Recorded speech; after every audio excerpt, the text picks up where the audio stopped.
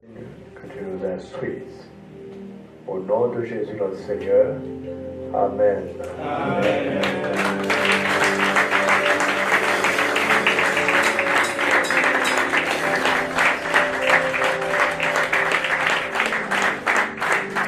Alléluia.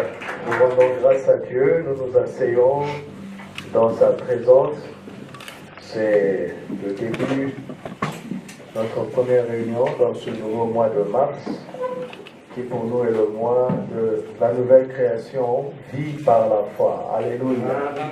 La nouvelle création, vie par la foi.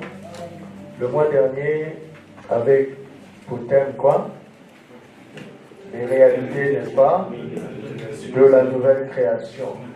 Donc, nous sommes passés du bord des réalités de la nouvelle création au bord de la nouvelle création, vie par la foi. Alléluia. Et pourquoi nous passons de ce bord-là à celui-ci? Quelle est la relation? La relation est même dans l'énoncé, la nouvelle création. 2 Corinthiens 5, 17 dit que si quelqu'un est en Christ, il est une nouvelle création. Les choses anciennes sont passées et voici, toutes choses sont devenues nouvelles. Et tout cela vient de Dieu. C'est Dieu qui rend cela possible, n'est-ce pas? C'est lui qui a fait de nous des nouvelles créations en Christ avec tout ce que nous avons appris. Et d'ailleurs, nous n'avons pas épuisé le sujet. Nous n'avons fait que effleurer le sujet. Mais le verset 21 de 2 Corinthiens 5 termine en disant que celui qui n'a pas connu le péché, Dieu l'a fait devenir péché.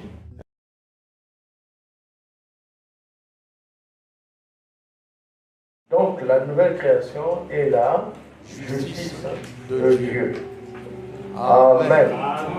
La nouvelle création est la justice de Dieu. Et Romains chapitre 1, verset 16 dit que je n'ai point honte de l'évangile. L'évangile est la puissance de Dieu pour le salut de quiconque croit, du juif premièrement, puis du grec. Car en lui, dans l'évangile, est révélée quoi? La justice de Dieu par la foi et pour la foi. La justice qui est révélée dans l'évangile, c'est une justice qui s'acquiert par la foi, n'est-ce pas? Et qui se vit pour la foi. Selon qu'il est écrit, le juste fera quoi? Vivra par la foi. Or, si la nouvelle création est juste devant Dieu et que l'on dit que le juste vivra par la foi, on est donc en train de nous dire que la nouvelle création vivra par la foi. Nous sommes d'accord? Nous sommes d'accord parce que nous ne passons pas d'un bord à un autre sans transition, sans cohérence. Amen. Amen. La nouvelle création vit par la foi. Pourquoi? Parce que la nouvelle création est la justice de Dieu. Elle est juste devant Dieu. Et si le juste vit par la foi et que la nouvelle création est juste devant Dieu, la nouvelle création donc est appelée à faire quoi? À vivre par la foi. La nouvelle création est appelée à vivre par la foi. Et donc, puisque nous avons médité, nous avons appris, nous avons été enseignés sur les réalités de la nouvelle création et qu'il nous est dit maintenant, étant donné qu'il nous est dit que la nouvelle création vit par la foi, le sujet que nous devons approfondir durant ce mois, c'est le sujet de la foi. N'est-ce pas? C'est le sujet de la foi. C'est le sujet de la foi. Chaque mois, papa revient sur certains thèmes cardinaux, entre autres la foi. Il revient sur cela. Il revient sur cela et nous pouvons commettre l'erreur de considérer que tout ce que nous avons appris sur la foi depuis toutes ces années est un acquis pour tout le monde. Ce n'est peut-être pas le cas. Ce n'est peut-être pas le cas. Alors je vais dire rapidement certains éléments sur la foi avant d'entrer dans notre sujet. Et à chaque fois que j'aurai la grâce de prendre la parole, je dirai quelque chose sur la foi. Nous suivons papa, mais nous faisons en sorte aussi que tout le monde puisse comprendre. Je parle en même temps à tous les pasteurs, à tous les prédicateurs, quel que soit le thème, le sujet que le Seigneur va vous mettre sur le cœur. Essayez de commencer par donner quelques rudiments sur la foi. Ne considérez pas que ce que nous savons depuis toutes ces années est acquis pour tout le monde. Nous sommes d'accord? Alors, c'est quoi la foi? Hébreux 11, 1 dit que la foi est quoi? C'est une ferme assurance des choses qu'on espère. Et la même foi, elle est une démonstration de celles qu'on ne voit pas. La foi, c'est donc quoi? Premièrement, c'est quoi?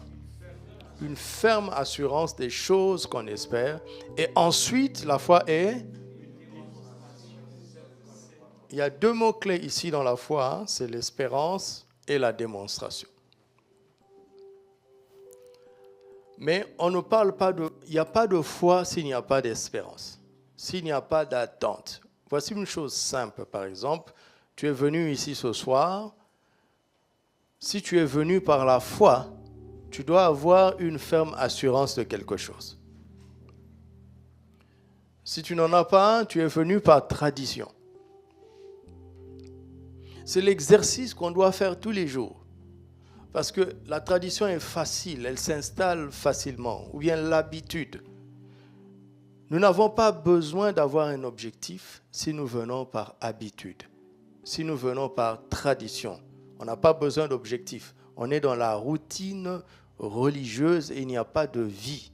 Le juste ne vit pas par la routine, le juste ne vit pas par les traditions, le juste ne vit pas par les habitudes. Le juste vit par la foi, c'est-à-dire que le juste doit avoir une ferme assurance des choses qu'il espère. N'est-ce pas? Le juste doit avoir une ferme assurance des choses qu'il espère. Et le juste doit démontrer les choses qu'il ne voit pas. On parle de foi lorsque nous avons une attente, lorsque nous attendons à quelque chose de la part de Dieu, lorsque nous avons une espérance quand nous nous approchons de lui. Mais il ne suffit pas d'avoir une espérance. Quand nous sommes maintenant fermement, lorsque nous avons une ferme assurance des choses qu'on espère, c'est là que la foi commence. La croyance est facile. On peut avoir une croyance religieuse ou une croyance chrétienne. Ce n'est pas ça la foi. Ce n'est pas non plus une adhésion mentale aux théories chrétiennes. Non, la vraie foi finit toujours, tôt ou tard, par se démontrer. Amen. Mais elle commence comme une semence, par une espérance, une attente, s'attendre à quelque chose. Quand on ne s'attend à rien, il n'y a même pas de foi. Celui qui a la foi s'attend toujours à quelque chose. Il va tellement s'y attendre qu'à un moment donné, il sera fermement convaincu. Il sera plein d'assurance que l'objet de son attente va se concrétiser. C'est à l'issue de cela qu'il bascule dans la dimension de la démonstration. Ça peut être rapide, ça peut être lent. C'est pour ça que parfois la foi a besoin d'être appuyée par la persévérance. Parce qu'il y a des choses auxquelles on espère, des choses qu'on espère, qu'on obtient rapidement. Il y en a d'autres qui tardent. Mais si ça tarde, attends là et attends là avec patience, étant convaincu que celui qui a fait la promesse, c'est-à-dire Dieu, il est fidèle. Il n'est pas un homme pour mentir. Amen. Donc, parfois, on s'attend à quelque chose et après, on laisse tomber. C'est-à-dire que notre espérance n'a pas atteint le niveau d'une ferme assurance des choses qu'on espère. Et ça, c'est la foi. Je m'attends à quelque chose, je persévère, parce que cette chose, je vais le dire après. Donc la foi est une ferme assurance des choses qu'on espère. Tu t'attends à quoi? Par exemple, on s'attend au retour du Seigneur, n'est-ce pas? On s'attend au retour du Seigneur. Ça, c'est pour le corps de Christ en général, mais en particulier, on s'attend à quoi? Quel est l'objet ou le sujet de notre espérance? Et depuis qu'on espère, est-ce qu'on persévère ou bien on se décourage? C'est parce qu'on se décourage qu'on ne démontre pas. Maintenant, ça c'est la définition de la foi. Mais quelle est la source de cette foi? Hébreux 12, verset 2 dit, les yeux, les regards sur Jésus, il est le chef et le consommateur de notre foi. Jésus est le chef, ou bien il est l'auteur, n'est-ce pas? Ou bien la source et le perfectionneur. C'est lui qui suscite la foi et qui emmène cette foi à la perfection. La source de la foi, c'est Jésus lui-même. C'est quand on garde les yeux sur lui que la foi naît en nous, que la foi est suscitée dans le cœur. Alléluia. La source de la foi, c'est Jésus. Le Seigneur Jésus lui-même. J'aime ce passage dans Galates chapitre 3, verset 23. Regardez ce que Galates dit. Galates 3, verset 23 dit, « Avant que la foi vînt, nous étions enfermés sous la garde de la loi, en vue de la foi qui devait être révélée. Ainsi, la loi a été donnée comme un pédagogue pour nous conduire à Christ, afin que nous fussions justifiés par la foi. La foi étant venue, nous ne sommes plus sous ce pédagogue. La foi étant venue. Quand la foi est venue, on a changé de pédagogue. Le premier pédagogue, c'était la loi. Mais lorsque la foi est venue, on a changé de pédagogue. Mais la loi était comme un gardien pédagogue qui devait nous conduire à Christ. Et lorsque la foi est venue, on n'a plus besoin de la loi. Donc la foi, c'est qui? C'est Jésus lui-même. Quand il est là, la foi est là.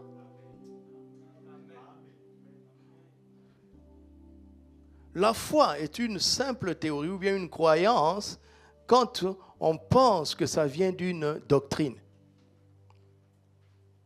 ou bien d'une théorie chrétienne, d'une théorie religieuse. Non, la foi vient de Jésus lui-même. C'est quand tu le regardes lui que la foi jaillit dans ton cœur. Et c'est quand tu gardes tes yeux sur lui que la foi mûrit jusqu'à atteindre sa plénitude, sa perfection. Il est l'auteur et le perfectionneur de la foi. Jésus. Alléluia. La personne du Seigneur lui-même. Dans Luc chapitre 8, verset 25, Jésus leur a posé la question en disant, « Où est votre foi ?» Quelle est la situation? Commençons au verset 22. Au verset 22, un jour, Jésus monta dans une barque avec ses disciples. Il leur dit, « Passons à l'autre bord. » Pendant qu'il naviguait, Jésus s'endormit. Un tourbillon fondit. Ouais, c'est brusque, c'est soudain. Fondit sur le lac. La barque se remplissait d'eau et ils étaient en péril. Ils s'approchèrent et le réveillèrent en disant, on se rend compte qu'ici que malgré ce tourbillon, soudain, Jésus est resté endormi. N'est-ce pas? Comment il a fait? Maître, nous périssons. S'étant réveillé, il menaça le vent et les flots qui s'apaisèrent et le calme revint. Puis il leur dit, où est votre foi? Comment ça? On va dire, mais c'était normal de paniquer. Il dit non, si moi je ne panique pas, c'est anormal que vous paniquiez. Parce que si la foi c'est de regarder à Jésus, s'il ne panique pas, je sais que je n'ai pas besoin de paniquer. Vous comprenez ça? Parce que on peut t'enseigner sur la doctrine de la foi. Tu peux lire des livres sur la foi qui diront de bonnes choses. Mais si tu n'as pas compris que la source de la foi, c'est la personne du Seigneur lui-même, toutes ces théories ne serviront à rien. Parce qu'un homme, une femme de foi, c'est un homme, une femme qui agit ou qui réagit comme Jésus. Si Jésus rit, je rirai. Pourquoi je dois rire par la foi? Cela veut dire que normalement, je dois être triste. Vous comprenez? Si Jésus dort, je dormirai. Pourquoi j'ai besoin de la foi pour dormir? Parce que normalement, je dois paniquer. Mais quand je regarde à lui et que je me rends compte que dans cette scène, il ne panique pas, je comprends que je ne dois pas paniquer. Mais mes 5 sens vont dire que ce n'est pas normal. Alors je vais abandonner mes 5 sens pour agir comme Jésus par la foi. Là, ça commence à devenir concret, n'est-ce pas? N'est-ce pas? Mais quelqu'un va me dire, mais Jésus, on ne le voit pas. N'est-ce pas? Il l'avait physiquement dans la barque. N'est-ce pas? Si tu ne t'es pas posé cette question, c'est que tu ne me suis pas sérieusement. Tu t'es posé cette question, ça veut dire que tu suis sérieusement. Si tu prends au sérieux ce que j'ai dit jusque-là, tu dois te poser cette question. Dans le tourbillon de ma vie, où est Jésus pour que j'imite son comportement? Et comme je ne le vois pas, pasteur, j'ai le droit de paniquer. C'est là où maintenant, Romains 10, 17 nous montre comment Jésus, qui est la source de la foi, nous transmet la foi. Il dit, ainsi, la foi vient de ce qu'on... Et ce qu'on entend vient de... Donc, je dois être attentif à la parole de Christ. Dans les Écritures, quand je lis attentivement, parce qu'une lecture rapide ne suffit pas, ou bien quand je médite, ou bien quand j'écoute une prédication ou un enseignement, ou bien quand je suis sensible, Christ peut me parler par des circonstances, il peut me parler par quelqu'un. N'est-ce pas? Ça m'est arrivé plusieurs fois. Parfois même Azaf me parle. Mais il ne s'en rend pas compte. J'entends la voix du Seigneur à travers mon petit-fils. Il y a très très longtemps, je pense en 2003, j'étais vraiment, vraiment découragé. Et je me suis réveillé, j'ai dit toute ma peine au Seigneur et mon découragement. Et quand je suis descendu pour aller acheter du pain à l'épicerie, l'épicier de notre rue qui nous connaissait, j'étais arrivé, il ne me sert pas, il sert ceux qui sont venus après. Le réflexe du racisme est facile. Il dit, mais il me néglige ou pas? Il dit, non, mon ami, toi, attends.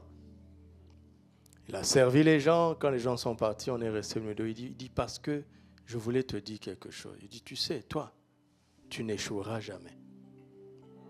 Tu iras très loin. Quoi? Un Marocain.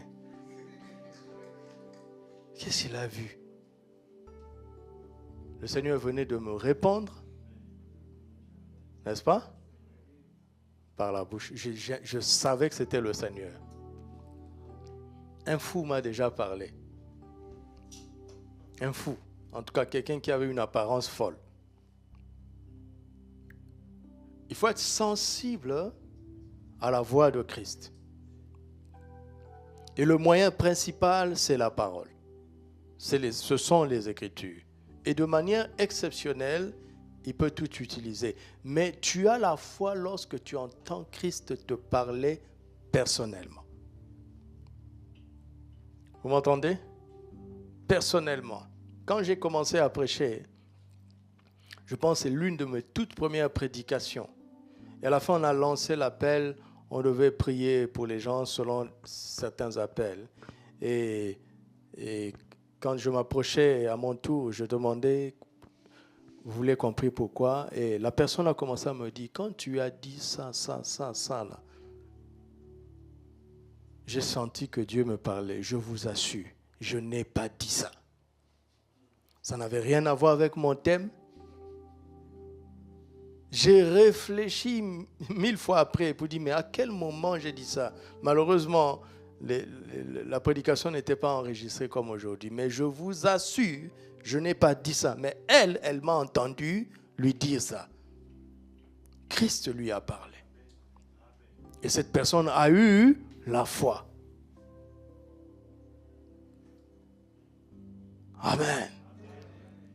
C'est comme ça que Christ nous transmet sa foi. Maintenant, comment on expérimente la foi? Comment on démontre la foi? Parce que regarder à Jésus et entendre sa voix suscite en nous l'espérance.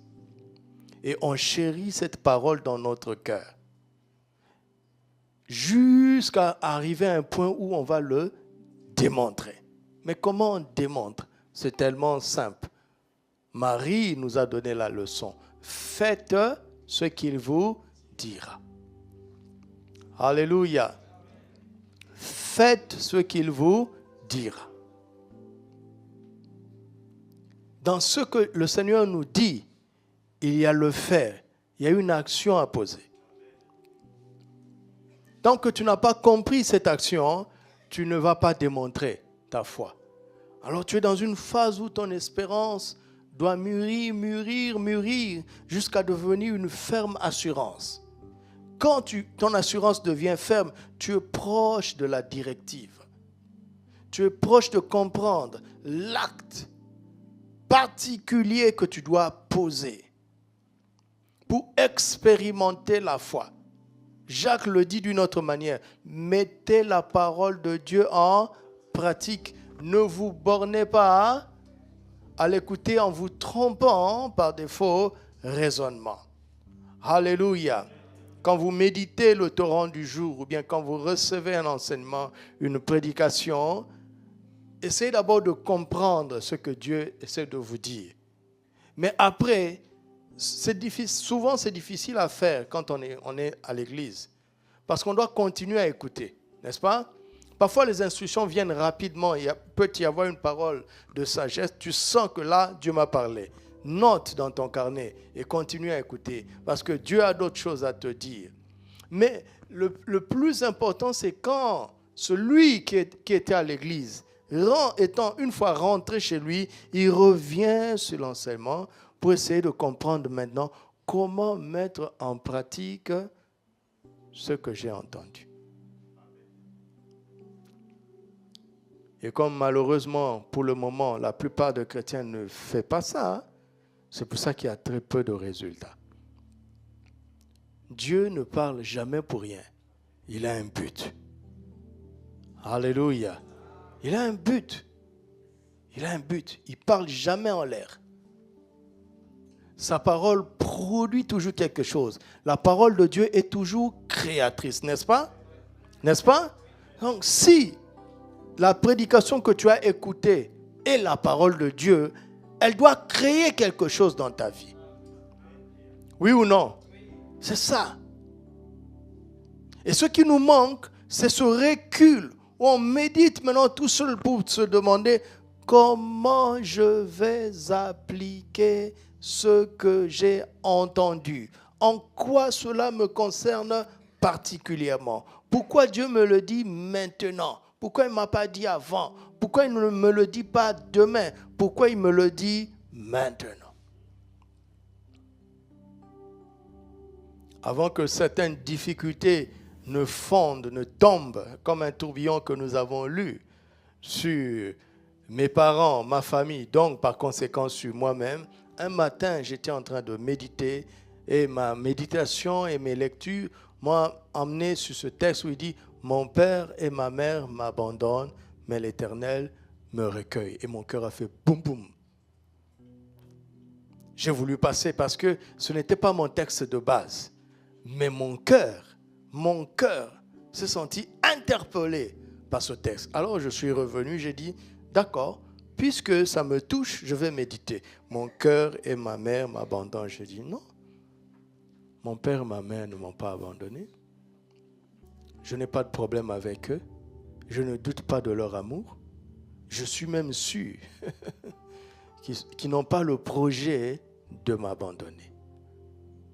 Mais je ne comprenais pas.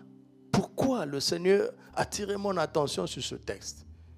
Même pas 2 semaines, juste quelques jours plus tard, certaines difficultés vont tomber sur eux et ils seront dans l'incapacité de me soutenir financièrement. Et je me suis senti abandonné. Pourtant, ils ne m'ont pas abandonné. Vous comprenez? Si je n'étais pas préparé, je pense que je ne serais pas pasteur. Vous ne me connaîtrez pas. Parce qu'il y a eu d'autres chemins, des mauvais chemins, qui se sont présentés à moi pour m'en sortir. Mais comme j'étais armé par une parole, quand le tourbillon est venu, j'ai dit, c'est pour ça qu'il m'avait parlé. Et j'ai supporté des choses que je n'aurais pas supportées normalement. Pourquoi? Parce que j'avais en moi la foi. Alléluia. Il y a certaines personnes ici qui sont passées par là et qui ont supporté et qui ont triomphé. Parce que la victoire qui triomphe du monde, c'est quoi? C'est notre foi. Et cette foi vient d'où? Quand Christ nous parle. Alors, dans ce que Christ nous dit, il y a l'action à poser. Il y a des déclarations à avoir. C'est ce que Paul parle de l'esprit de foi. 2 Corinthiens 4, 13. L'esprit de foi consiste à dire, j'ai cru, c'est pourquoi j'ai parlé. Donc, quand la foi vient dans ton cœur, ton langage change. Tes raisonnements changent. Tes pensées changent. Tu es plein d'espérance. En pleine tempête, tu sais que tu t'en sortiras. Et si on te dit comment, tu dis je ne sais pas. Je sais une chose, c'est que je m'en sortirai. Alléluia. Et quand le moment de la démonstration arrive, il te dira ce qu'il faut faire. La foi est une réalité. C'est la chose que Dieu a donnée au juste, à la nouvelle création pour vivre. Vous m'entendez? La vie du juste, c'est par la foi. Donc, chaque jour, nous allons ponctuer un élément comme ça pour toujours nous rendre concret cette foi. Amen. Sans laquelle la vie du juste, ce n'est pas possible. Vous m'entendez? Mais quand le juste a compris la foi et qu'il arrive à vivre par la foi, il triomphe. Tout ce qui est né de Dieu triomphe du monde. Et quand on est né de Dieu, on est une nouvelle création. On est la justice de Dieu. Et la victoire qui triomphe du monde, c'est quoi? C'est notre foi. Alléluia. Pour faire suite à ce que papa nous a enseigné hier, ce soir nous allons parler de la foi en action par l'imposition des mains. Amen. Ou bien ça ne vous intéresse pas? Il y a un moyen aujourd'hui de mettre notre foi en action. La foi en action par l'imposition des mains. Quelque chose m'a aidé à comprendre la vie chrétienne. La vie chrétienne. Au commencement était la parole était avec Dieu, la parole était Dieu. Jean 1:1. Et le verset 14 dit, la parole a été faite chair et elle a habité parmi nous, pleine de grâce et de vérité. Donc la parole, c'est Dieu. Et la parole est devenue humaine. La parole s'est incarnée et nous savons que c'est dans la personne de Jésus. N'est-ce pas? Suivez, ça va t'aider à comprendre c'est quoi la vie chrétienne. Ce n'est pas une religion de plus. Ça n'a rien à voir. La parole qui est Dieu est devenue humaine dans le corps de Jésus. C'est pour cela que dans Jean 14, verset 10, Jésus s'étonne quand ses disciples lui disent « Montre-nous le Père et cela nous suffira. » Il dit « Non, mais il y a depuis tout ce temps que je suis avec vous, vous ne me connaissez pas. Ne crois-tu pas que je suis dans le Père? N'est-ce pas? Et que est en moi juste ça. » L'homme Jésus avait le Père en lui et il était dans le Père. Et Colossiens 2, 9 dit qu'en lui, en Jésus, a habité corporellement toute la plénitude de la divinité. C'est-à-dire que tout ce que Dieu est a résidé pleinement dans le corps de Jésus et c'est ce qui fait de lui le Christ. On est d'accord? Si tu es chrétien, tu crois ça, n'est-ce pas? Si tu es chrétien, tu crois que Jésus-Christ est Dieu fait homme. Est-ce qu'on est d'accord là-dessus? On est d'accord là-dessus. De telle sorte que si tu veux savoir comment Dieu pense, comment Dieu agit, il suffit de regarder à Jésus. N'est-ce pas? Parce que Jésus dit, si tu m'as vu, tu as vu le Père. Donc Jésus a rendu visible le Dieu invisible. N'est-ce pas? Il a rendu visible le Dieu invisible. Et il dit qu'il est dans le Père et le Père est en lui. C'est un langage spirituel. Ne regarde pas ça matériellement.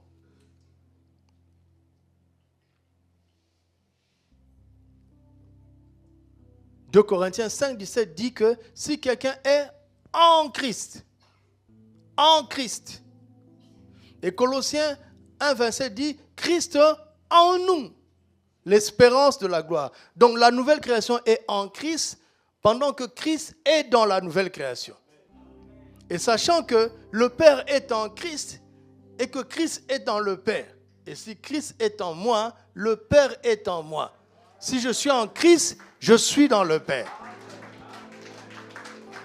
C'est ça être chrétien. C'est être conscient que dans ton corps habite Christ et sachant que toute la plénitude de la divinité habite en Christ, cela veut dire qu'en ton corps habite Dieu à travers Christ. Et que ta vie est cachée en Christ avec Dieu. Pour qu'on te touche, il faut qu'on touche Christ. Et pour qu'on touche Christ, il faut qu'on touche Dieu.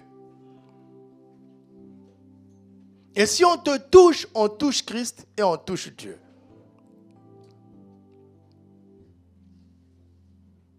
Pourquoi je suis en train de dire ça? Genèse 2, verset 7 nous montre que Dieu a créé l'homme d'abord par la parole. Genèse 1, 26, il dit « Créons l'homme à notre image » par la parole. Et à Genèse 2, verset 7, il a formé l'homme de la poussière de la terre. Là, il n'a pas parlé, n'est-ce pas? Il a touché. Ses mains ont pris la terre, comme un sculpteur. Ses mains ont fait une forme humaine. Et quand il a soufflé, l'homme est devenu un être vivant. Donc Dieu, invisible, a formé l'homme à partir de la terre. Ses mains ont façonné l'homme. Ses mains ont donné une morphologie, un morphos à l'homme. Ses mains invisibles ont fait ça. Maintenant, si tu veux savoir comment ces mains-là travaillent, regarde à Jésus. L'homme Jésus, les mains de l'homme Jésus étaient les mains de qui? Les mains de Dieu. Et Christ est venu habiter en nous. 1 Corinthiens 6, verset 15 dit quoi? Ne savez-vous pas que votre corps est quoi? Non, lisez. Ne savez-vous pas que vos corps sont quoi? Ah, vous voyez l'importance de lire. Vous êtes allés dans le temple, ça n'allait pas nous aider, même si c'est vrai. Les membres de Christ, c'est quoi? C'est quoi? Les membres de Christ, c'est quoi? Nos corps. Donc quand Jésus dit, voici les miracles qui accompagneront ceux qui auront cru en mon nom, ils imposeront les mains aux malades et les mains seront guéries. Il parle des mains de qui? Il parle des mains de qui? Il parle des mains de qui? Restons d'abord dans le texte. Il parle des mains de qui? De ceux qui ont cru. Et donc quand tu as cru, n'est-ce pas? Ton corps est devenu les membres de Christ. Donc tes mains ne sont plus tes mains. Par la foi, mes mains deviennent les mains de Christ. Et donc quand je touche, c'est Christ qui touche.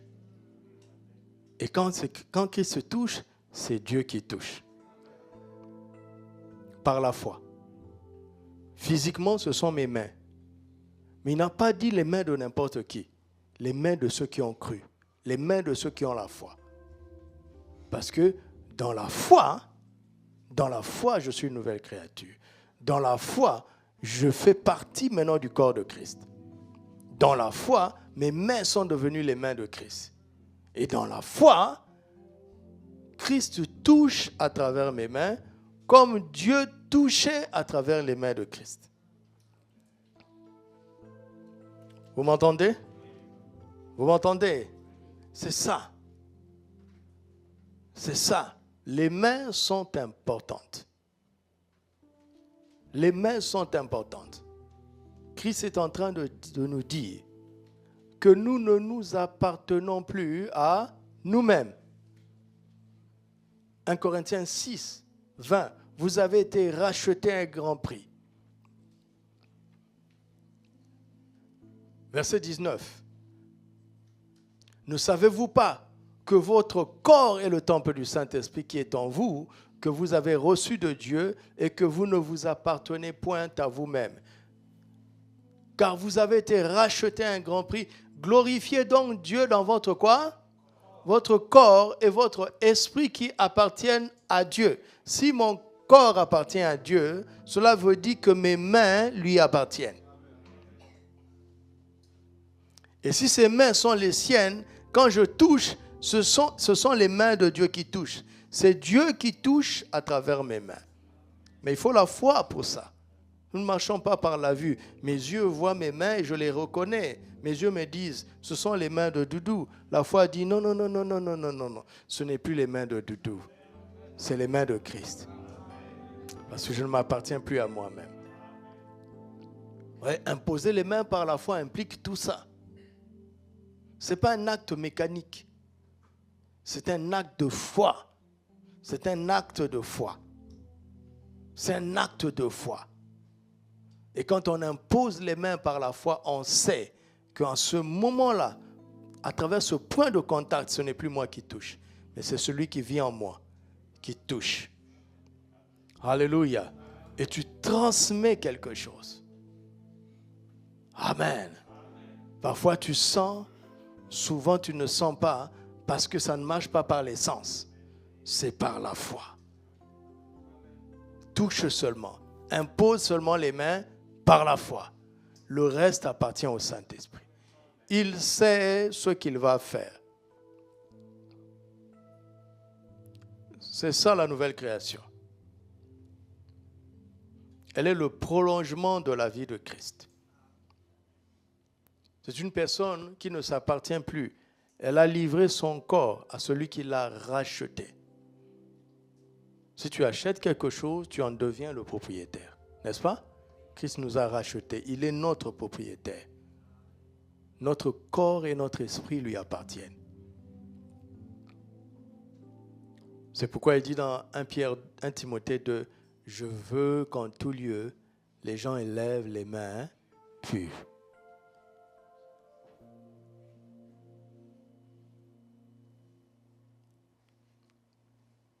Comment est-ce que tes mains et les miennes peuvent être purs au point d'être élevés devant le Seigneur. Comment on fait ça? Tu vas faire les ablutions. Dans l'Ancien Testament, ils faisaient des ablutions. Tu n'entres pas au temple sans passer par la cuve d'airain. Et vous les voyez, non? Quand ils vont dans leur lieu de prière, il faut se laver les mains. N'est-ce pas? N'est-ce pas? Mais nous-mêmes, nous savons que quand nous voulons manger, l'eau toute seule ne suffit pas. N'est-ce pas? Il faut un désinfectant. Vous pensez que cette eau-là, si l'eau n'élimine pas tous les microbes, vous pensez que cette eau-là va purifier nos mains, spirituellement parlant? Comment on va faire pour lever les mains pures devant le Seigneur? Il faut que ces mains aient été purifiées. Par quel désinfectant? Le sang de Jésus, ça encore c'est le mysticisme chrétien. Où est cette bassine où Pasteur Mohamed vous a mis le sang avant d'entrer? C'est l'animisme chrétien. Vous avez suivi ce que j'ai enseigné sur le sang, non? Il y a quelques semaines. Vous n'avez pas suivi ça, hein? Racheter de la vaine manière de vivre. Écoute les chrétiens parler et prier. Ils ont une idée animiste derrière la tête. Il n'y a pas un sang liquide qu'on va appliquer comme le sang de bouc et de taureau. Non? 1 Corinthiens 6, 11. 1 Corinthiens 6, 11 dit quoi? C'est là ce que vous étiez, quelques-uns de vous. Mais vous avez été quoi? Lavés. Mais vous avez été quoi? Mais vous avez été quoi? Comment? Par qui? Pour que tes mains soient lavées, purifiées, sanctifiées, qu'est-ce qu'il faut? Qui va le faire? C'est le Saint-Esprit. Mais comment? À condition que tu crois au nom de Jésus. Alléluia. Si tu places ta foi en Jésus maintenant là, le Saint-Esprit te purifie. Tu peux lever les mains pures devant Dieu. Alléluia. Et à partir de cet instant-là, tes mains ne sont plus les tiennes. Ce sont les mains pures du Seigneur qui peuvent transmettre les grâces de Dieu. Alléluia. Est-ce que vous acceptez ça?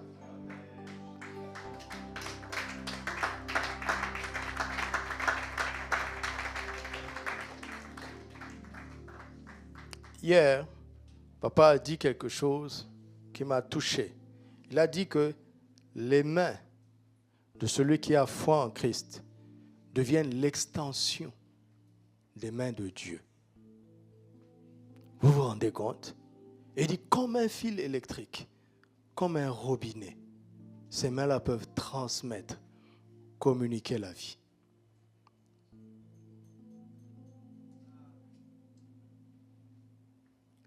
Les mains du croyant deviennent l'extension des mains de Dieu. Mes mains visibles deviennent l'extension des mains invisibles de Dieu. Tes mains invisibles, dans la foi, vont devenir l'extension des mains invisibles de Dieu. C'est ça le but.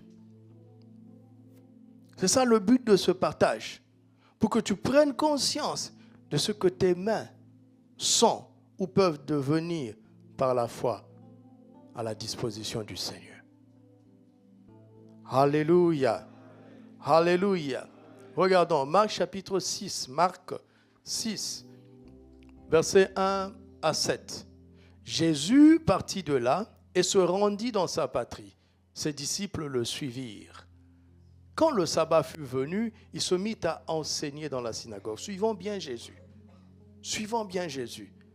Il agissait rarement sans enseigner. Vous comprenez? Beaucoup de gens qui l'entendirent étaient étonnés et disaient, d'où lui viennent ces choses? Quelle est cette sagesse qui lui a été donnée et comment de tels miracles se font-ils par? Voici les mains de Jésus. Accomplissez des miracles. N'est-ce pas le charpentier, le fils de Marie? Ils ont un problème de foi. Ils le regardent dans la chair. Au lieu de voir ce que ses mains produisent et de comprendre qu'il est en train d'agir par la foi. Même le Seigneur agissait par la foi. Il enseignait pour transmettre la parole de foi. Mais eux, ils le considèrent dans la chair. Et ses sœurs, ne sont-elles pas ici parmi nous? Et il était pour eux une occasion de chute. Si tu mets ces choses, ta foi en action, si je mets ma foi en action, les gens ne verront pas une relation entre ton identité naturelle et le résultat de ta vie. Exactement comme pour Jésus.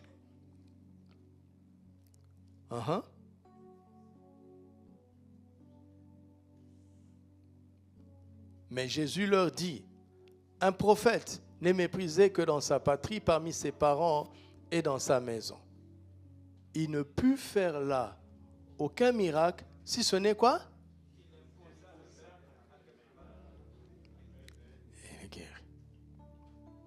Les mains encore. C'est par les mains qu'il a contourné cette incrédulité. Il était étonné de leur incrédulité. Il a surmonté ça par l'imposition des mains.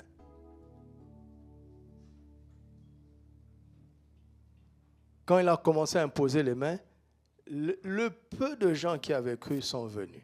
Vous voyez? C'est ce que ça veut dire. Tout le monde n'a pas accepté qu'il leur impose les mains, parce qu'ils le regardaient comme un charpentier. Mais le peu de ceux qui ont cru sont venus. Ils ont reçu leur miracle par l'imposition des mains.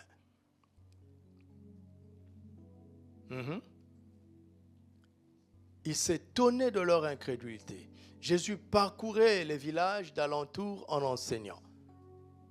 Alors il appela les 12 et il commença à les envoyer 2 à 2 en leur donnant pouvoir sur les esprits impurs. Il commença à les envoyer 2 à 2. Il commença. Et comment il va les envoyer finalement? Marc 16, verset 15, il dit « Allez par tout le monde, prêchez la bonne nouvelle à toute la création. Celui qui croira et qui sera baptisé sera sauvé. Celui qui ne croira pas sera condamné. Voici les miracles qui accompagneront ceux qui auront cru. En mon nom, ils chasseront les démons. Ils parleront de nouvelles langues. Ils saisiront les serpents. S'ils boivent quelques breuvages mortels, il ne leur fera point de mal. Ils imposeront les mains aux malades et les malades seront guéris. Le verset 18 concerne les mains.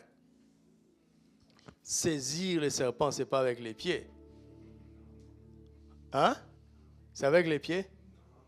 Avec les dents?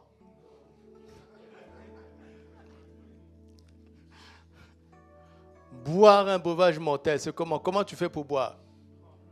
Gobelet, viens dans ma bouche au nom de Jésus. J'ai la foi, viens dans ma bouche, c'est ça?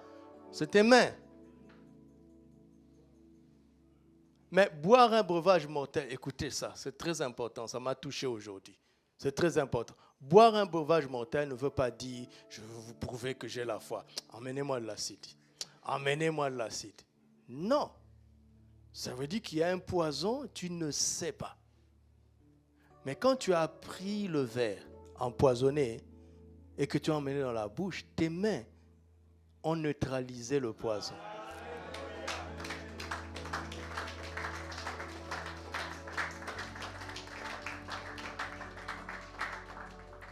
Comment est-ce que l'Esprit a fait pour m'emmener là-bas? Papa a dit des choses équivalentes hier. Mais quand je méditais moi-même, regarde.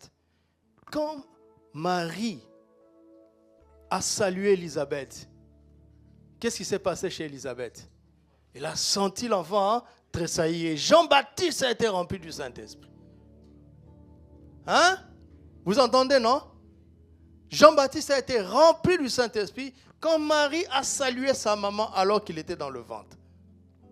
Et Jean-Baptiste va dire, moi je vous baptise d'eau, mais il vient après moi quelqu'un qui est plus grand que moi. Je ne suis pas digne de délier en m'abaissant la courroie de ses sandales. Lui, il vous baptisera de qui? du Saint-Esprit et de feu.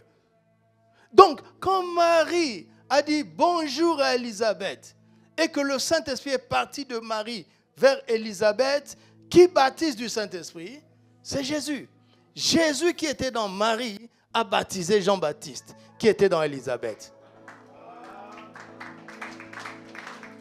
Marie avait Christ en lui, en elle. Et Élisabeth dit, quand j'ai entendu la voix de ta salutation. Mais aujourd'hui, on se salue comment? Bonjour. Quand on se serre la main comme ça, là, puisque c'est la main de Christ, attention, je n'ai pas dit qu'il va tomber. Mais quand tu dis bonjour aux gens, tu transmets l'Esprit de Dieu. Tu transmets les grâces de Dieu. Si tu es conscient,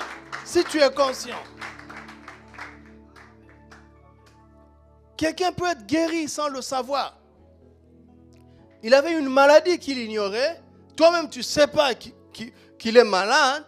Tu lui dis bonjour, mais parce que tu es rempli de l'Esprit. Parce que tu sais que ta main est la main de Christ. Quand tu as dit bonjour, la personne a été guérie. C'est seulement au ciel que vous allez savoir comment Dieu t'avait utilisé pour sa guérison.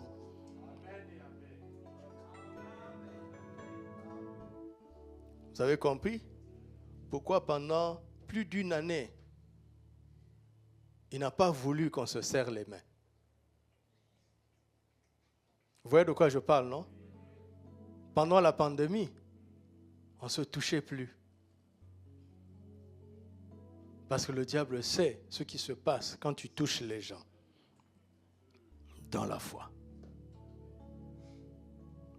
Si tu es conscient que tes mains sont les mains du Seigneur. Alléluia. Parfois, quand on agit sous l'onction, parfois moi-même je suis édifié, je suis étonné. Tu touches quelqu'un, tu regardes, l'électricité a pris son corps. Moi-même j'observe, je regarde, je dis, mais moi je ne sens rien. Je ne sens pas l'électricité en moi, mais j'ai fait ça. La personne est électrocutée. Et ça prend des secondes. Ça veut dire quoi? Le Seigneur est en train de travailler, de nettoyer, de purifier, de guérir. Mais c'est dans la foi. Ils imposeront les mains aux malades et les malades seront guéris. Il y a quelques semaines, j'allais à Agadir, j'ai pris le bus. Dès qu'on a décollé, le bus était plein, mais il y avait quelques places vides. La dame qui était à côté de moi était gravement grippée. Quand elle a commencé à éternuer, les voisins m'ont regardé. Et puis elle-même, à un moment donné, m'a dit, vraiment, excusez-moi. Je ne sais pas comment faire. Je lui ai dit, rassurez-vous.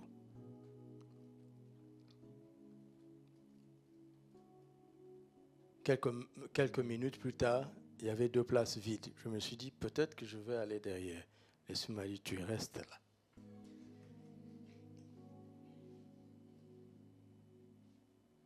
Avant qu'on arrive à Agadir, elle n'éternuait plus. Je ne vais pas aller jusqu'à dire qu'elle est guérie. J'espère qu'elle est guérie. Vous entendez? Mais ça a pris peut-être 3 heures où elle changeait de Kleenex. Elle changeait de Kleenex. Donc il y avait un combat entre la peur et la foi à mon niveau. Mais le Seigneur m'a dit, tu restes à côté. Donc je savais qu'en ce moment-là, quelque chose va sortir de moi en sa faveur.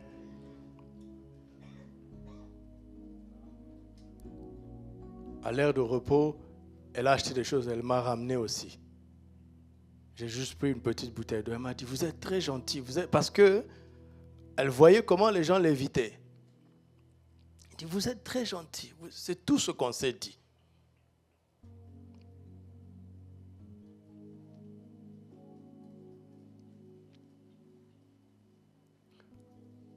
L'imposition des mains est un des moyens de mettre notre foi en action. Alléluia. Alléluia. Alors, on va regarder quelque chose, le texte que papa a touché hier. J'intitule ça le bras de fer. Il y a eu un bras de fer. Vous savez ce que c'est qu'un bras de fer, non? Un bras de fer. Dans ce bras de fer-là, en Exode 3, Il y avait les yeux voyaient le bras de Moïse, n'est-ce pas, contre le bras de Pharaon. Pharaon était conscient que quelqu'un se tenait derrière lui. Il le savait fort bien, n'est-ce pas? Mais il a fallu aussi que Moïse soit conscient que quelqu'un se tient derrière lui. Si on te met sur la table de bras de fer avec Amaël et que Dieu est derrière Amaël, tu ne peux pas la battre? Est-ce que tu peux la battre?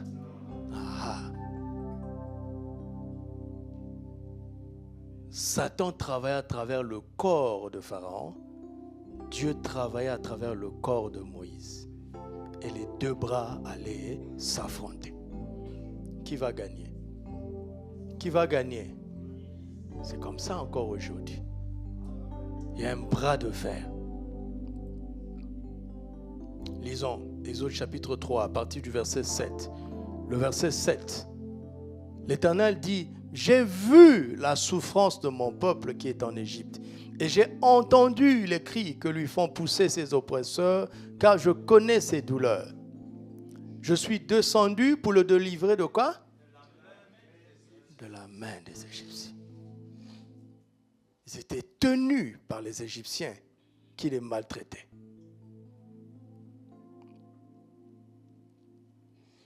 Verset suivant. Voici les cris d'Israël sont venus jusqu'à moi et j'ai vu l'oppression que leur font souffrir les Égyptiens. Maintenant, va, je t'enverrai auprès de Pharaon et tu feras sortir d'Égypte mon peuple, les enfants d'Israël. Les faire sortir comment? Ils sont tenus par les mains des Égyptiens, n'est-ce pas? Et toi, tu vas les faire sortir. Verset 11. Moïse dit: qui suis-je? Il y a de quoi se poser la question.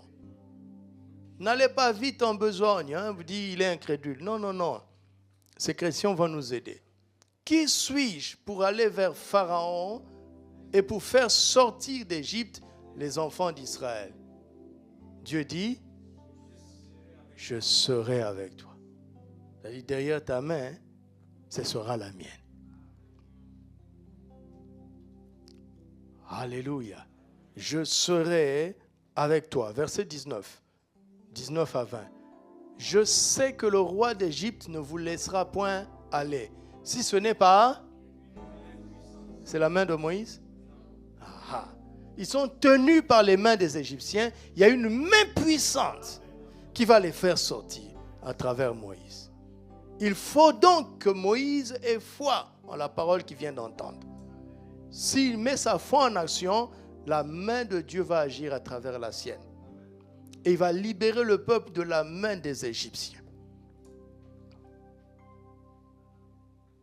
Chapitre 4, verset 21. Regarde ce verset. Chapitre 4, verset 21. L'Éternel dit à Moïse en partant pour retourner en Égypte: vois tous les prodiges que je mets où? Cette main puissante va se confondre avec la main de Moïse. Qu'il en soit ainsi pour ta main et la mienne, au nom de Jésus. La main puissante de Dieu va être confondue avec la nôtre.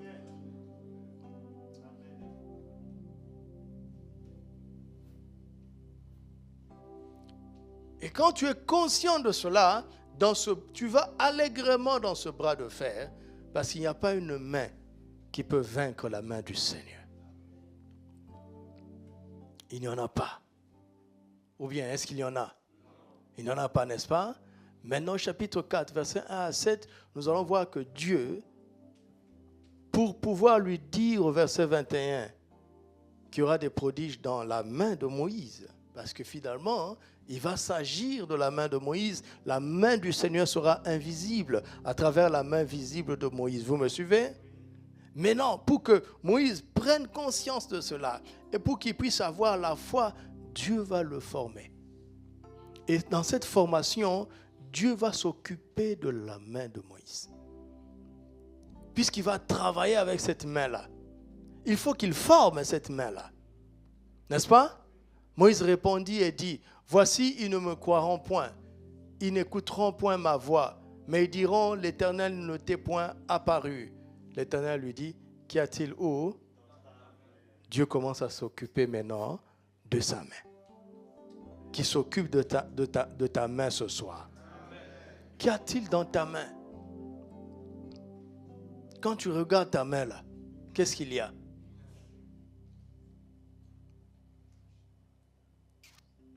Il répondit, une verge.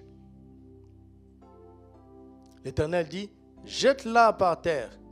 Il la jeta par terre et elle devint un serpent. Moïse fuyait devant le serpent avant d'avancer. Regarde. Une verge, si tu ne sais pas, c'est un simple bâton, n'est-ce pas? Moïse avait un bâton tous les jours. Ce bâton était à sa disposition, à sa merci, n'est-ce pas? Quand il l'a jeté, c'est le même bâton qui est devenu un serpent. Ça veut dire quoi? À chaque fois que Moïse saisissait le bâton, il ne savait pas qu'il saisissait le serpent. Il ne savait pas. Le serpent savait.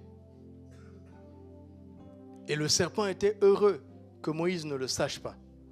Parce que le serpent était caché à travers le bâton. Mais Moïse saisissait ça déjà.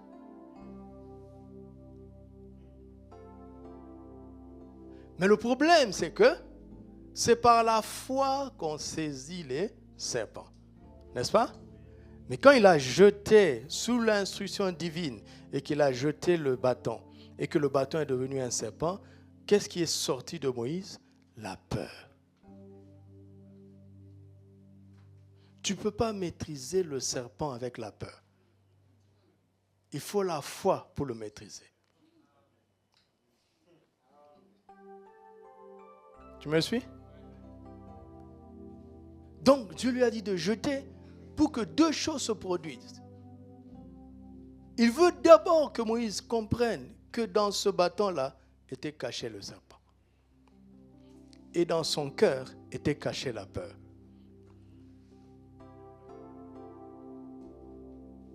Donc le problème, ce n'est pas le serpent, parce qu'il le saisissait déjà. Ce n'est pas le détail. Je sais que ce texte, ce qui nous intéresse, c'est la transformation du bâton en serpent. Ce n'est pas le plus important. Moïse maîtrisait le bâton depuis longtemps, mais il ne savait pas qu'en maîtrisant ce bâton, il maîtrisait le serpent. Ce n'est pas le détail le plus important. Le détail le plus important, c'est la peur dont tu es conscient ou bien que tu ignores en toi. Parce qu'on ne saisit pas le serpent avec la peur.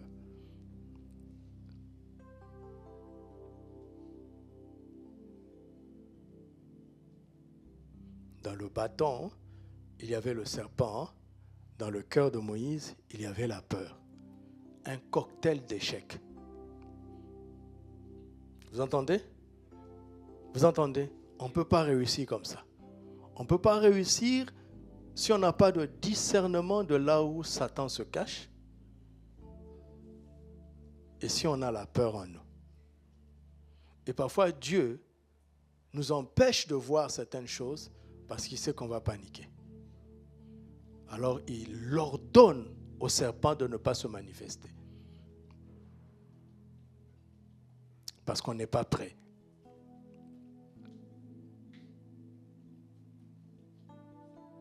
Verset suivant. Verset suivant. L'Éternel dit à Moïse, étant quoi? Et Marc 16 est ici. Marc 16 est ici. S'il lui avait dit saisis-le par la tête, Moïse aurait pu le faire sans la foi. Parce que si tu veux naturellement maîtriser un serpent, il faut t'entraîner à attraper sa tête. Ça, c'est saisir le serpent de manière naturelle. On n'a pas besoin de foi pour ça. Non, Dieu dit par la queue. Moïse dit quoi? Tu as dit, papa, par la queue? Parce que la tête va se retourner rapidement et te mordre. C'est insensé. C'est l'école de la foi comme ça. C'est l'école de la foi. C'est l'école de la foi. C'est l'école de la foi. C'est l'école de la foi comme ça. Il étendit la main et le saisit. Arrêtons-nous d'abord là. Ça veut dire quoi? Moïse a eu confiance en Dieu. N'est-ce pas? Il a agi par la foi. Il a mis sa foi en action avec sa main. Si tu n'as pas confiance en Dieu, tu n'oseras pas secouer ton frère qui dort. Secoue-le de ma part. Vous comprenez? Il a eu confiance en Dieu. Il étendit la main et le saisit. Et le serpent fit quoi? Il redevint une verge dans sa main. Désormais, Moïse savait ce qui était dans le serpent, dans le bâton, mais comme il n'avait plus peur, c'est pas grave.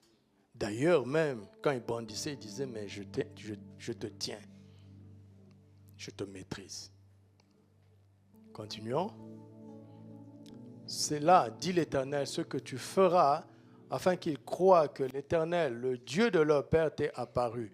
Le Dieu d'Abraham, le Dieu d'Isaac, le Dieu de Jacob. L'Éternel lui dit encore, mets ta main dans ton sein. Toujours la main. Dieu travaille avec sa main. Il mit la main dans son sein, puis la retira, et voici, sa main était couverte de quoi? Blanche comme neige. L'Éternel lui dit, remets ta main dans ton sein. Il remit sa main dans son sein, puis la retira de son sein, et voici, elle était redevenue contre la chair. La lèpre, c'est le symbole du péché. N'est-ce pas?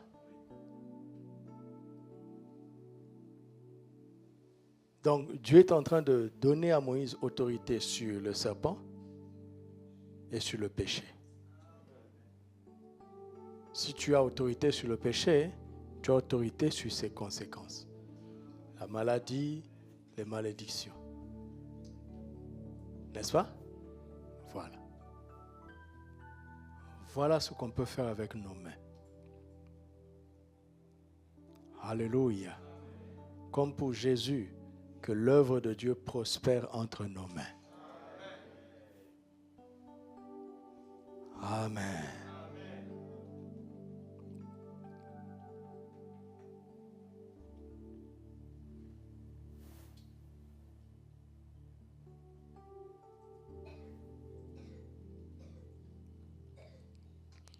Dans ces deux chapitres, Exode 3 et Exode 4, il y a 3 questions. La première, Moïse dit, qui suis-je? Cette question est utile pour nous. La deuxième question, Moïse veut savoir, si on me demande qui t'envoie,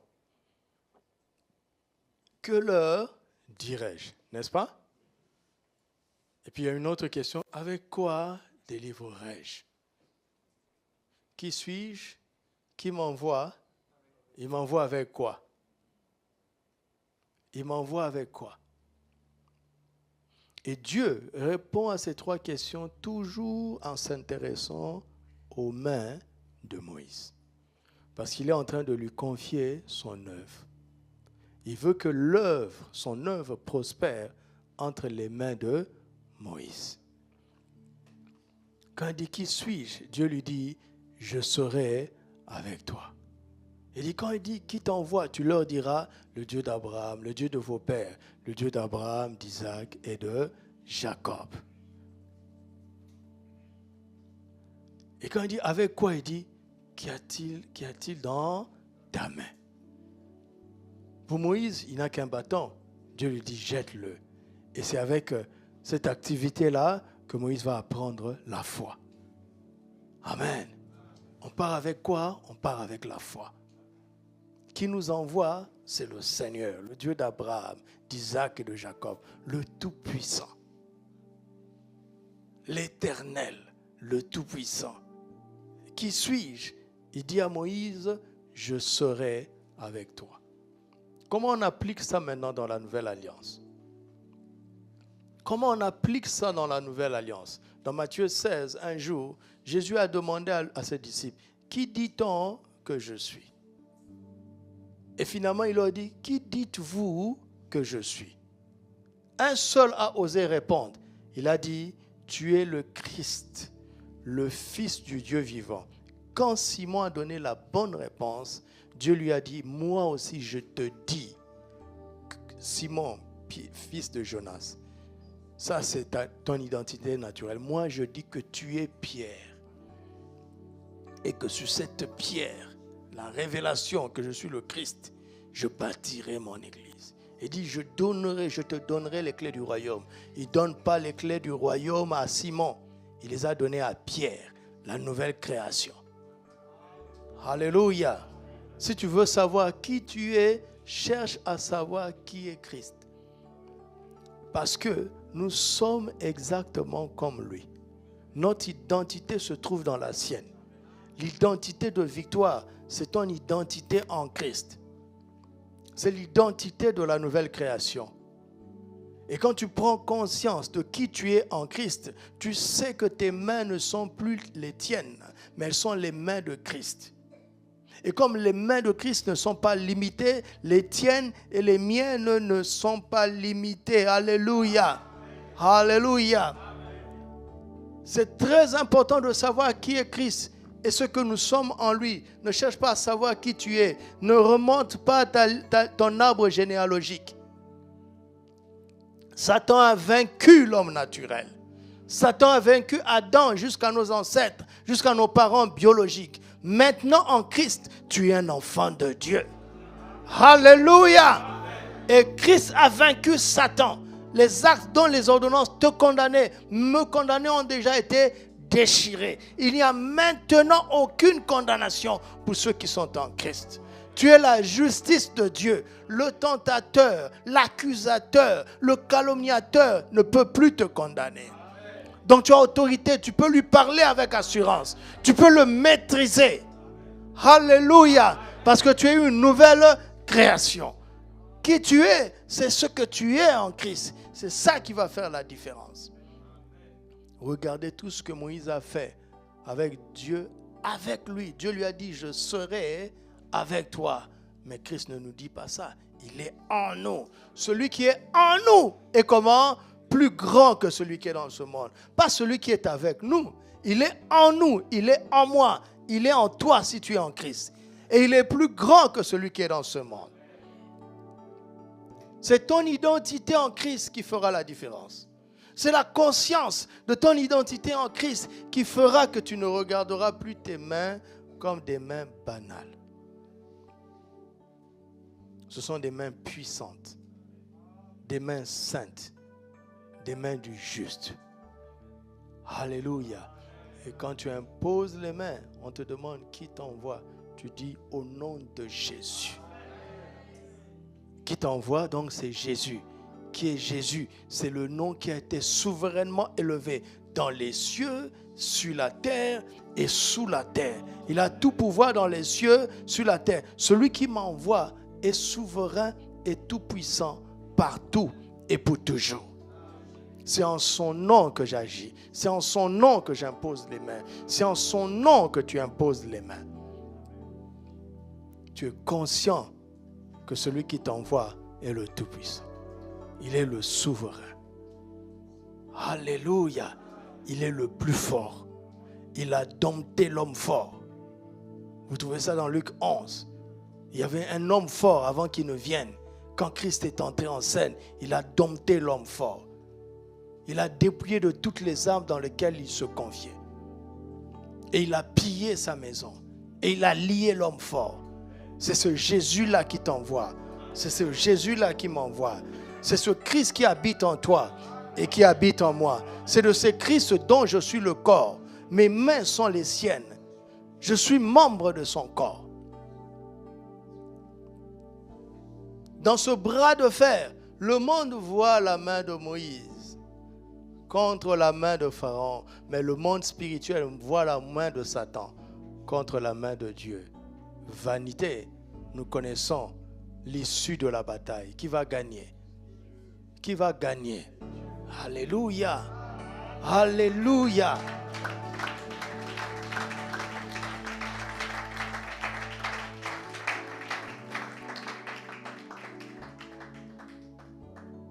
Je suis en Christ. Il vit en moi. Il est le Tout-Puissant. Il m'envoie. Il m'envoie avec quoi? Avec la foi. Dans Acte 6, dans Acte 3, Pierre et Jean, leur premier miracle après la Pentecôte. Il y avait un mendiant aveugle qui attendait de recevoir de l'aumône de leur part. Ils ont dit, je n'ai ni or, ni argent, mais ce que j'ai, je te donne. Au nom de Jésus, lève-toi et marche. Et qu'est-ce qu'ils ont fait? Ils l'ont pris par la main. Alléluia. Alléluia. Quand ils ont saisi la main du boiteux, ils étaient conscients que c'était la main de Christ qui saisissait le boiteux. Et le boiteux s'est levé. Parce que c'est ce que la main de Christ sait faire. C'est ce que la main de Dieu sait faire et qui veut faire à travers ta main et la mienne. Alléluia. Et Pierre dit, mais pourquoi vous étonnez-vous? Comme si c'était par notre propre puissance ou par notre propre piété. C'est la foi dans le nom de Jésus. Pierre savait, quand il dit ce que j'ai, je te le donne. Ce qu'il avait, c'était quoi? La foi dans le nom de Jésus. Que tes mains transmettent la foi dans le nom de Jésus. Nos mains peuvent transmettre la foi dans le nom de Jésus. Pour soutenir le faible, pour relever le faible, pour guérir le malade, pour consoler celui qui est affligé, pour délivrer celui qui est maîtrisé par les démons, pour saisir les serpents. Les mains de celui qui a foi dans le nom de Jésus. Alléluia. Alléluia. Alléluia. Alléluia. Alléluia. Alors nous allons confesser. Nous allons confesser. Si j'ai le temps, je vais continuer. Sinon, on va confesser. Amen. Parce que c'est la foi en action par l'imposition des mains. Ce n'est pas une réunion où on va imposer les mains. Ce soir, ce n'est pas ce que j'ai ressenti. C'est plutôt une réunion où tu vas prendre conscience de ce que valent tes mains par la foi dans le nom de Jésus. Lève-toi avec moi. Lève-toi avec moi. Lève les mains avec assurance. Ce soir, si tu es en Christ, crois-moi, lève ses mains avec assurance. Rejette tout sentiment de culpabilité. Tu m'entends? La foi dans le nom de Jésus fait que le Saint-Esprit t'a lavé, t'a sanctifié. Et tes mains sont pures dans la foi dans le nom de Jésus. Si tu es conscient d'un péché, confesse-le tout de suite. Là où tu es, tu le confesses pour que tu n'aies pas de difficulté dans ton assurance de la foi. Confesse-les et retrouve ta position de justice parce que nous ne sommes pas justifiés par les œuvres, mais par la foi. Alléluia. Et donc parce que tu as la foi, tes mains sont des mains pures maintenant que tu peux lever devant Dieu. Alléluia. Lève-les maintenant avec assurance. Lève les mains avec assurance. Comme quelqu'un qui est sûr, qui est conscient de la justice. Alléluia. Dites avec moi, Père, je te rends grâce parce que par la foi dans le nom de Jésus, le Saint-Esprit m'a lavé. Le Saint-Esprit m'a sanctifié. Le Saint-Esprit m'a justifié. Voici maintenant mes mains. Je les lève avec assurance. Parce que par ta grâce, mes mains sont pures. Grâce à Jésus-Christ et par la puissance du Saint-Esprit, je lève mes mains vers toi en signe d'action de grâce. Je lève mes mains devant toi en signe d'assurance dans la foi de ma position de justice devant toi. Toute culpabilité est ôtée. Mes mains maintenant peuvent être confondues avec tes mains. Mes mains sont les mains de Christ, car mon corps est le membre de Christ. Seigneur Jésus, voici mes mains. Elles sont tes mains. Voici tes mains. Quand je vais toucher, c'est toi qui vas toucher. Quand je vais imposer les mains, c'est toi qui vas imposer les mains. Quand je vais prendre un breuvage pour voir, c'est toi qui vas le prendre. Quand je vais saisir un serpent, c'est toi qui vas saisir. Quand je vais pointer du doigt l'adversaire, ce sera ton doigt, le Saint-Esprit, qui va discipliner l'adversaire. Je te rends grâce. Je te rends grâce. Je te rends grâce d'avoir pris mon corps comme ton membre. Béni sois-tu au nom de Jésus. Amen. Tu peux baisser tes mains. Rends grâce à Dieu maintenant. Rends grâce à Dieu. Rends grâce à Dieu, on n'a pas fini. Rends grâce à Dieu. Rends grâce à Dieu. Rends grâce à Dieu. Là où tu es, rends grâce à Dieu. Rends grâce, rends grâce. Irabo Shandarada Kariada Barakan. Rama Shekadarada Karabas. Rama Shentalada Kariatarakan. Rama Shentalada Kariatarakan. Rema Shadaradakan. Rekabara Santé. Alléluia. Maintenant, tu vas tendre tes mains. Tu vas regarder tes mains. Tu vas parler maintenant à tes mains. Dis avec moi, au nom de Jésus, je parle à mes mains maintenant. Mes mains, vous êtes mandatés pour faire l'œuvre de Dieu. Désormais, l'œuvre du Seigneur va prospérer dans mes mains. J'entends le cri de ceux qui souffrent. Ils subissent la méchanceté. Ils subissent les mains méchantes. Mais me voici, Seigneur. Envoie mes mains pour déposséder ces mains de ces âmes qui souffrent. Envoie mes mains pour délivrer ces âmes captives dans les mains de l'ennemi. Envoie mes mains pour libérer ces âmes des mains de maladie.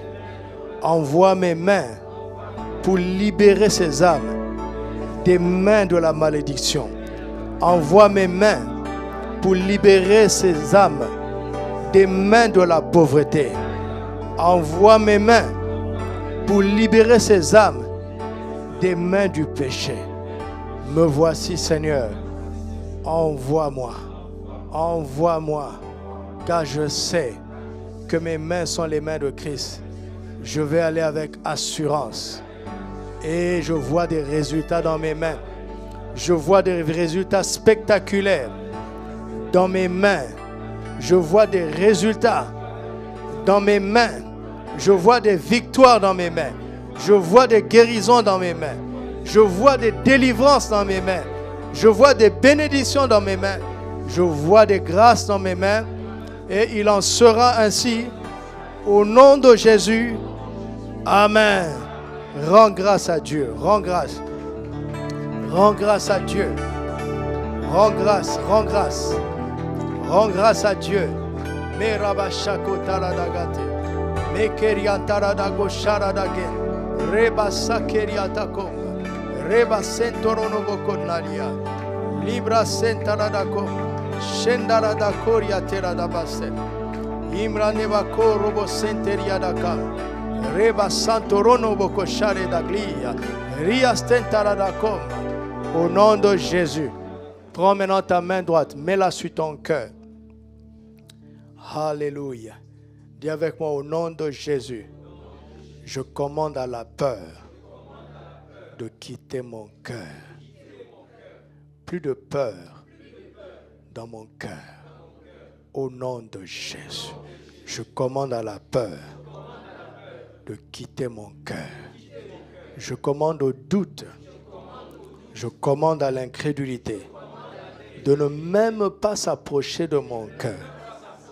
Mets ta main sur ta tête. Je commande au faux raisonnement. Je commande aux pensées négatives. Je commande aux pensées incrédules de quitter ma tête. Dans le nom de Christ Jésus, je suis rempli de la pensée de Christ. Je suis rempli de la pensée de Christ. Dans le nom de Christ Jésus.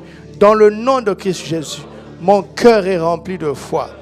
Dans le nom de Christ Jésus, mon cœur est rempli de foi. Dans le nom de Christ Jésus, je commande à la faiblesse. Je commande à la mollesse. Je commande à la paresse de quitter mes mains maintenant. Dans le nom de Jésus, mes mains sont fortifiées.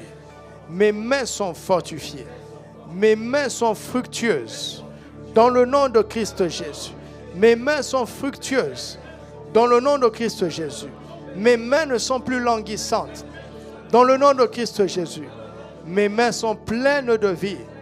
Dans le nom de Christ Jésus, tout ce que je vais toucher va se multiplier. Dans le nom de Christ Jésus, il y a la grâce de Dieu dans mes mains. Il y a la bénédiction de Dieu dans mes mains. Il y a la vie dans mes mains. Au nom de Christ Jésus, amen. Telles sont les mains de Christ. Telles sont aussi mes mains. Telles sont les mains de Christ. Telles sont aussi mes mains. Telles sont les mains de Christ. Telles sont aussi mes mains. Au nom de Jésus, amen. Rends grâce, rends grâce. Rends grâce. Rends grâce à Dieu. Rema Shetaladago.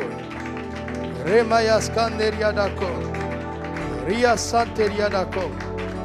Lebra de Kashom. Ria Zentoro Bokoria. Lebra Dakaria Sintarada Bakosha. Remo Santeria Dako. Rebo Shateria Dako. Ria Zentoro Boshem. Alléluia. Gloire à Dieu. Gloire à Dieu. Gloire à Dieu. Gloire à Dieu. Gloire à Dieu. Gloire à Dieu. Tu maîtrisais déjà le serpent, mais tu ne le savais pas. Maintenant tu le sais. Maintenant tu le sais. Maintenant tu le sais. Tu ne peux pas échouer. Il y a le succès dans tes mains. Il y a la réussite dans tes mains. Car tu appartiens à Christ. Alléluia. Maintenant, ce que tu dois faire, ne banalise plus les petites choses qui sont dans tes mains. Même les choses insignifiantes vont prendre une grande valeur dans tes mains. Vous m'entendez? Les choses qu'on méprise auront une grande valeur dans tes mains.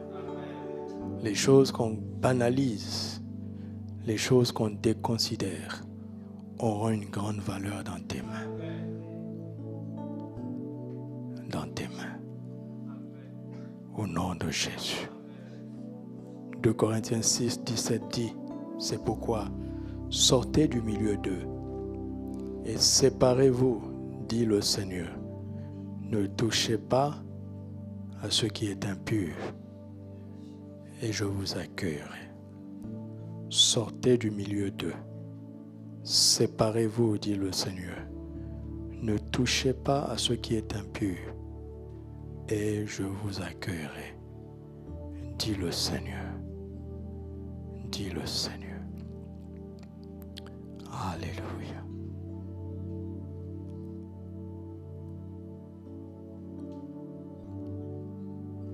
Demande au Saint-Esprit la sagesse de faire bon usage dorénavant de tes mains. Parle à Dieu. Parle à Dieu. Il est l'esprit de sagesse, il est l'esprit de crainte de l'Éternel. Ne touchez plus à ce qui est impur.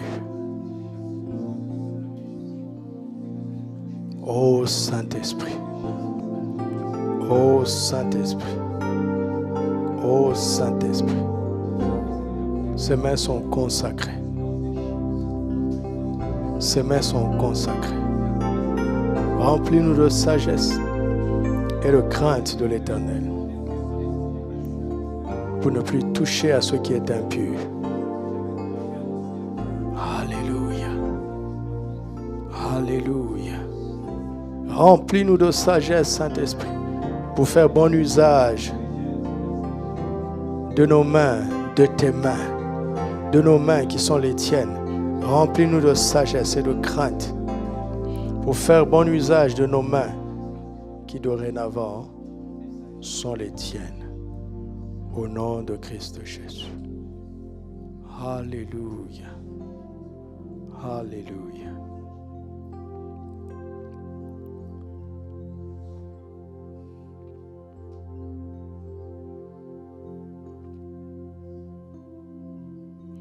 Nous allons terminer en levant nos mains et en priant avec hardiesse en langue en faveur de ce peuple.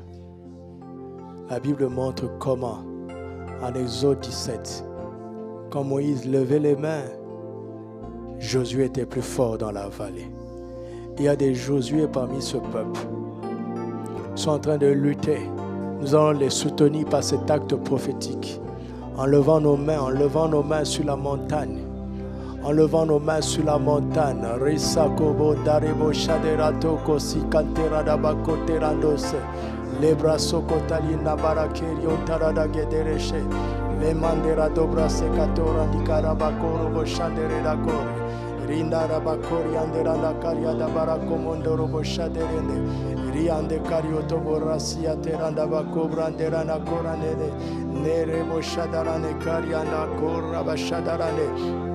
Menderena Koria Teranda Kosandere Nebladorane Nekabara Bashira no Kotoro no Boko Sebra Deranade La Mare Boko Shindare da Korio Tarada Gerene Levra Sakentara da Bakora Baderanda Radade Lebando Boshere da Canteria da Barako. Ne te fatigue pas, ne te fatigue pas. C'est un combat spirituel. Ora sendara bako shareda kontarada ramandera na koshadera na koria dera da kade lebra sandere ne koria dera da kande ramandere de boshita na koria dera da kase lendara da bako sharede ge raze kantoro do boko shira de gate menta prakatera do bosia tera da gate ne kamandera da barako shondoro do koteria da glade sentere de brako tobora shindara da glade le mandera da cobra stela da co menta barageta da bago shadera do goste le prasantela da gorra da carabashintara da gon le brenda cara da bago santeria da col le bradera do gostandes e bandera contarera dos scendara da bacoria tela de gastom le prasendara da co robo shadera de goste le brasacatera da cora da valakilla Libra secatoro robo shadera da ko ora santele de gladeria da ko robo sintara da baraka. Alléluia. Élevons nos mains vers toi. Élevons nos mains vers toi. Élevons nos mains, nous élevons nos mains, nous élevons nos mains vers toi. Oh, nous élevons nos mains, nous élevons nos mains vers toi. Nous élevons nos mains vers toi. Nous élevons nos mains, nous élevons nos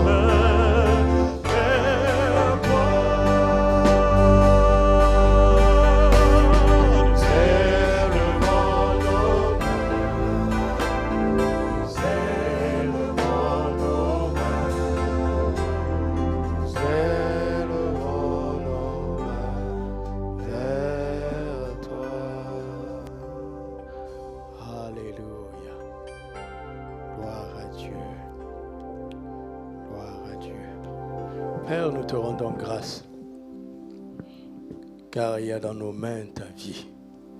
Il y a les grâces, il y a la bénédiction, il y a ta puissance. Même en saluant, dorénavant, des choses vont se passer. Et nous te remercions. Car nous n'hésiterons plus à imposer les mains aux malades. Et nous verrons des guérisons. Nous verrons des miracles. Nous verrons des signes et des prodiges. Nous te remercions pour ce que tu as fait déjà ce soir. À toi l'honneur et toute la gloire. Au nom de Jésus. Amen.